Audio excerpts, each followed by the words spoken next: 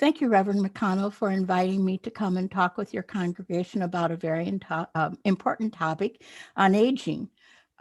Today, we're going to take a real quick peek into the flip side of aging. We to learn that it's been a struggle across generations for people to understand and accept what aging is.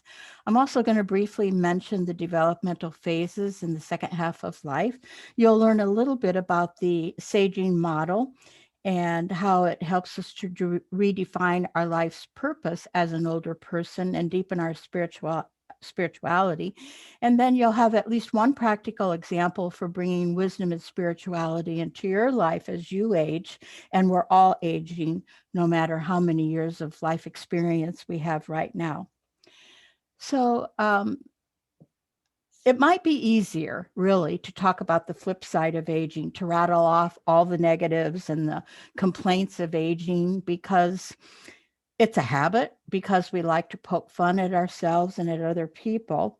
Psychoanalyst Sigmund Freud said that humor is a survival tool one can use to cope with fear. One woman shared with me, she was celebrating her 50th year, and she received this little book called Happy Birthday, You Poor Old Wreck.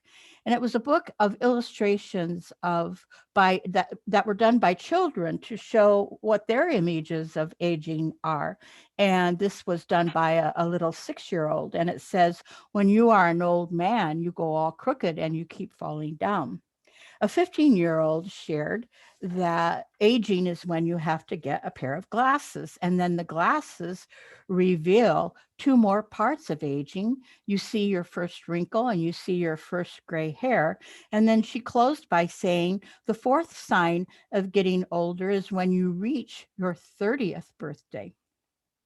Truman Capote said in his later years that life is a moderately good play with a badly written third act. So there are plenty of people who see aging as a process of gradually increasing diminishment and disengagement from life.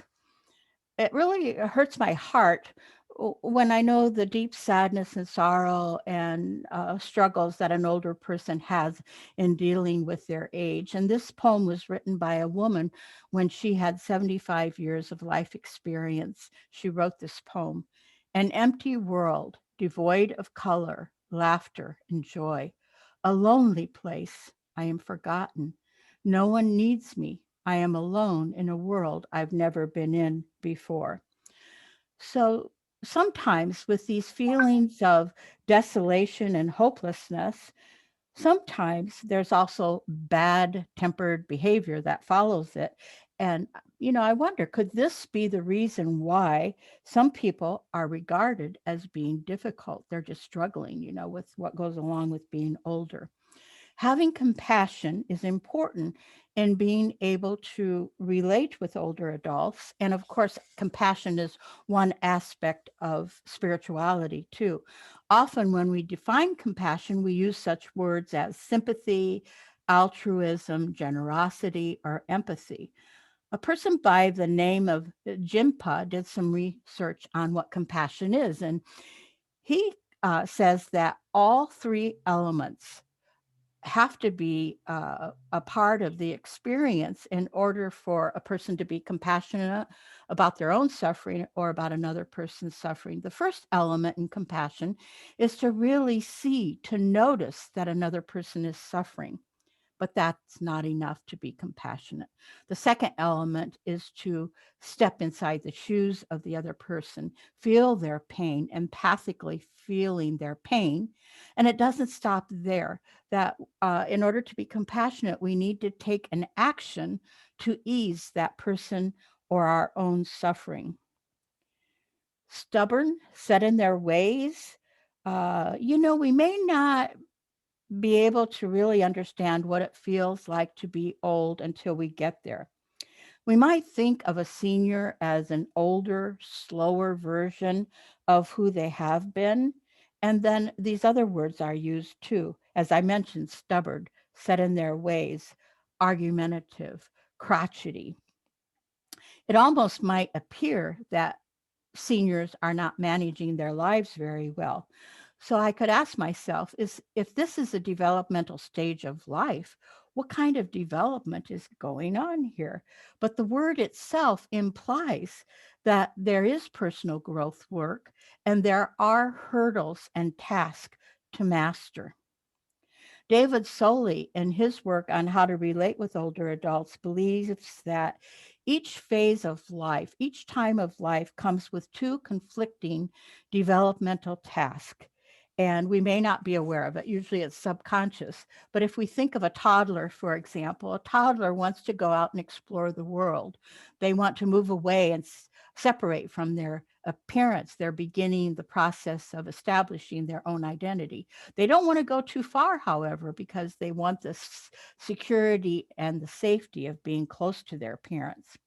So, one of the developmental drivers for the old years is maintaining a sense of personal control. There are so many losses, or there can be so many losses as we grow older. And there seems to be a subconscious, relentless urge to hold on tight, sometimes even in a desperate effort to hold on to that sense of independence and control. The second developmental driver is engaging in legacy work to share our accumulated wisdom over a lifetime of experiences. And because life is coming to an end, there's an equally strong urge to reflect on the meaning of what it's all been about, one's life. And there's a fear often that life will simply wither away and no one will remember me. But before a person is ready to go on to do this legacy work, the control issue has to be worked out because grieving what was, struggling to cope, fearing what will happen next, accepting the new normal, these types of things that we think about, worry about, or don't realize can focus and consume all the energy that an older person has. And it's for the very first time that a person's developmental work is not looking towards the future, but it's looking into the past, looking into finding out what those experiences have meant. And older people don't necessarily know how to do this life review work.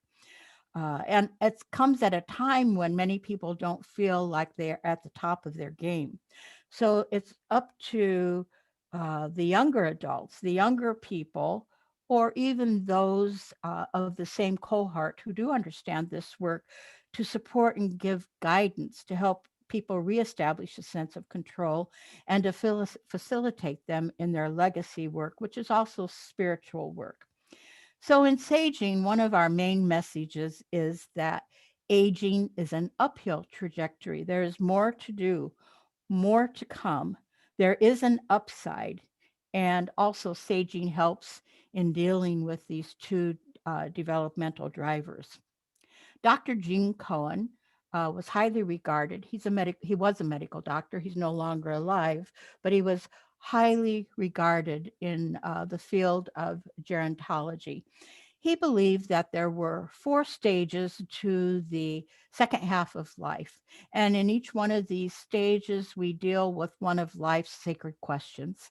I'm not going to give details on this, but you can see what those questions are and the stages of life with the approximate ages.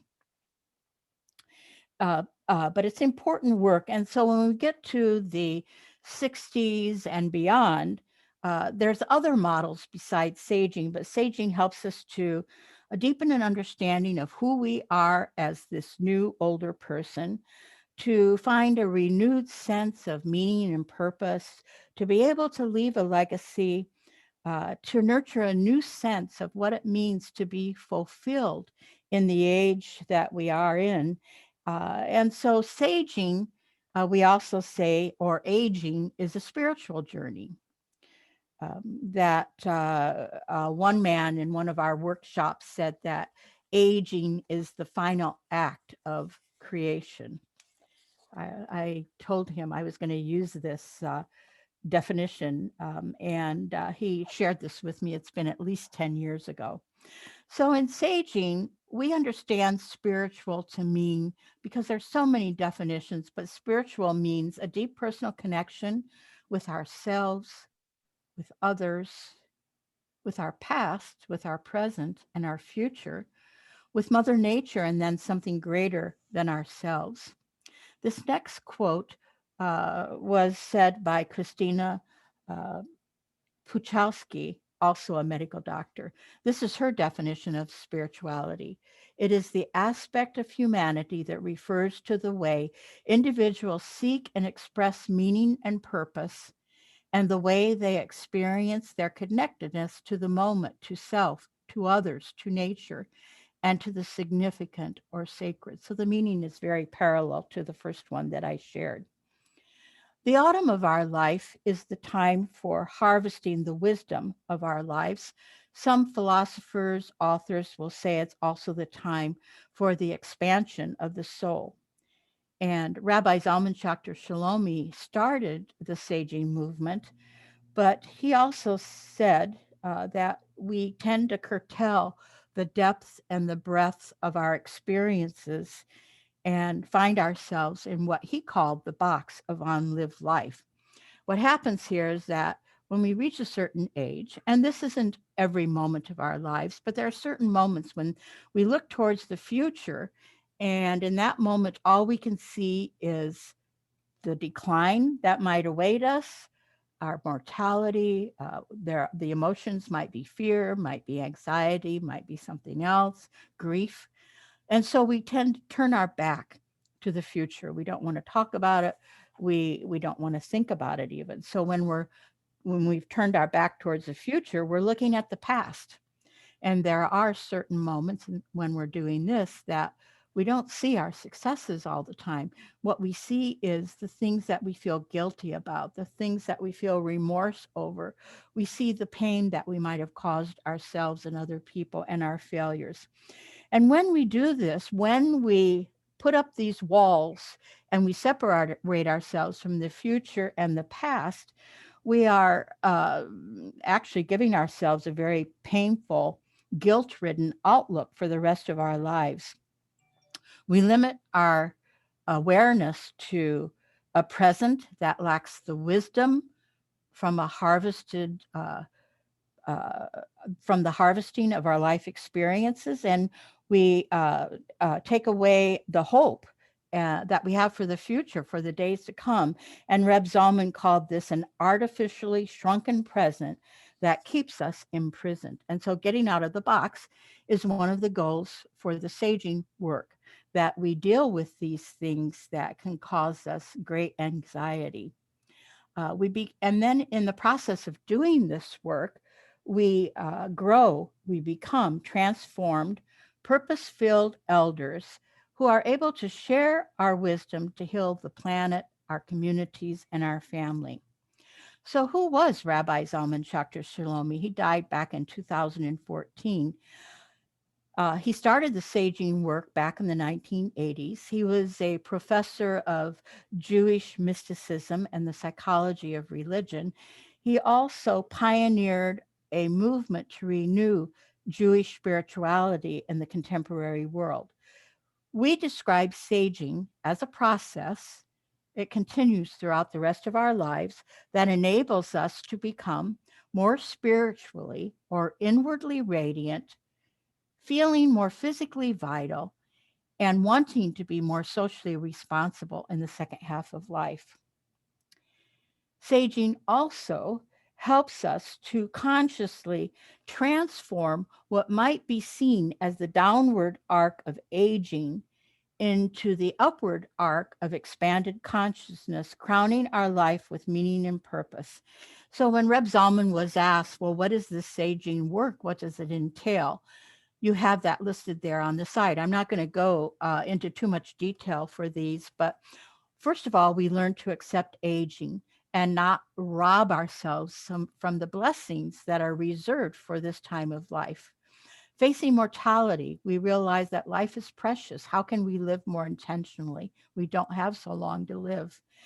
Using the contemplative skills to go inside, to take from all traditions, all cultural and religious traditions, to be able to reflect and learn more about who we are, to attend beyond the body. we realize that the body has to slough off in some way for us as we grow closer to our death. But there are other dimensions of self that can grow and expand when we think of our emotional life, our spiritual life, and our mental life. And we can certainly learn how to take care of our body too. Another part of the work is to listen to inner voices. Age frees us to be able to do what we want to do with what we're capable of doing, and to be able to be and become to be and do in ways that we haven't been able to do in our earlier life. Life repair, number 6, that's the forgiveness work. Be philosophical. It's a time of life for questioning, renewing, perhaps even reinventing or redirecting ourselves. And then to serve as an elder, our world is hungry for elder wisdom. And the last one, preparing for serenity, similar to birthing, elders live or learn more about deathing, learning more about the lessons, the blessing, and the how to of how to die. So on the surface, it might appear that older people just pass time by thinking and talking about their past because there's nothing else to do. But this is legacy work, and it's a very critical psychological task. It helps to understand, as I said before, what one's life has meant. It helps us to find out, discover what are the values that we have lived by. It helps us to know the events and values by which we want to be remembered for. And then it also supports us in being able to pass down to others the legacy and things that we have learned. One of the women, Marie, when she was going through a lot of the saging work, her statement was, I am no longer viewed as the worn out, throwaway husk, but the fruit, the harvest of a lifetime. This is a very powerful change in the image that she had about herself. And you can only imagine, by having this powerful, strong image, how she was able to continue to live her life, her older years, but in a new way. So in life review, we see time as being elastic. We can't change what happened in the past, but we can, with the wisdom and the knowledge that we have today as an older person versus a younger person, we can go back into the past and we can reinterpret what happened. And we call this process recontextualization. We can assign new meaning and significance to past events. It helps us to go forward in life. So we change our perspective. This here picture of this cube, it's called the Necker's cube. It illustrates the switch in perspective. Seen from one perspective, aging can be imagined as a downward tilt into limitations and irrelevance. Now, if you look, you might even see the box switching on you already, but let's go to the next slide. We can also see aging as an upward tilt with the deepened levels of wisdom and a deepened sense of the spiritual aspect of life. So I'll go back to that slide again. So if you look, you can see it one way, and then it can flip on you and you can see it from another way. Which one is the right way to see aging? It's probably a combination of both. An important spiritual practice for all of us is to have a daily gratitude practice. There's been a lot of research done on this. It helps us to be not to fall into that trap of isolation, depression, anxiety. And here's some of the other benefits that have been discovered through research. And if you look through, we would all want to have these things. We would all want to be happier and more optimistic, to be more generous and forgiving, and then to release more of those good feeling endorphins. And so, how can we develop a gratitude practice? A very simple way is, someone shared this with me. Before every meal, silently say to yourself 3 things that you are grateful for. And this starts to, roll in some of these benefits that we have listed here. I'm going to share with you one more last story before I close for today. There was a man who came to our workshop. He was a recently retired architect and he was from Chicago. He didn't really want to come to the workshop, but his wife wanted to come and she wanted him to drive her. And so he did that. The workshop was in South Bend. And he shared this with us. He said, I don't really want to be here. And that was fine. We accept and we embrace everybody. So the workshop lasted for 2 days. And at the end, we invited people, if they wanted to do so, to share what the experience had meant to them. Well, I didn't expect this man, and this is not really his picture, but this man to share anything. It was so profound, however. He stood up and he had tears streaming down his face and he choked out the words, now I have a way to see myself. He didn't even know that he needed to do some of this inner work. Now I have a way to see myself. So the other thing, another role for elders is to learn how to be blessing givers. Even the frail elders can do this when they can't get out into the world anymore. How can we teach older people to share blessings within their families, within the communities, within the world, to express hope, to express love, and so forth? And so I want to leave you with such a blessing. And for me to close with today, may you all walk with a happy heart. Thank you very much. I so appreciate being here and giving you this message. I hope it makes a difference to you in some way. Thank you.